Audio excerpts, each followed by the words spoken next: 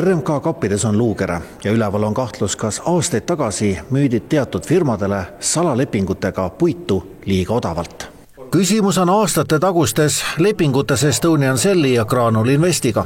Neile müüdi kütte- ja paberipuitu pikaajaliselt hindade ja kogustega, millele konkurendid ei saanud teisi pakkumisi teha. Lisaks oli perioode, kus neile müüdi puitu teistest odavamalt. Riigikontroll kahtlustas riigiabi rikkumist ja metsateemasid palju uurinud ajakirjanik kahtlustab riigile kahjulikke tehinguid. Sõlmiti näiteks Graanul Investiga salajased eelkokkulepped puidu suures mahus müügiks fikseeritud hinnaga, et teised ettevõtted sellest ei teadnud ja ei saanud teha siis nagu näiteks võrdlevat pakkumist.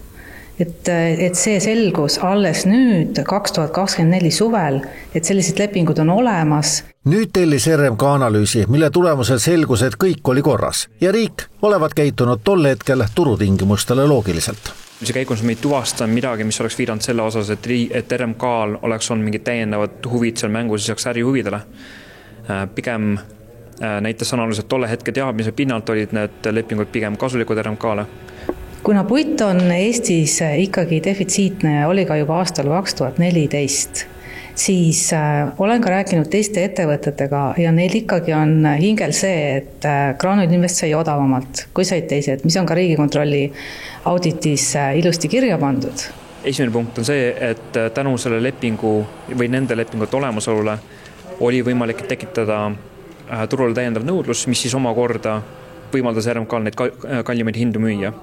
Ja see omakorda paneb paika ka selle narratiivi, mille läbi neid lepinguid vaadata, et pigem ei ole küsimus selles, kas teised lepingud olid liiga kallid või et kas ettevõtted said odavamat lepingu, vaid pigem see, et RMK vaatab seda süsteemi toimimise vaatevinklist. Kuigi lepingud olid olnud turutingimustel ja tol hetkel majanduslikult mõttekad, siis RMK lubab, et enam nii ei tehta, vaid riigimetsast müüakse nüüd puitu avalike oksjonitega.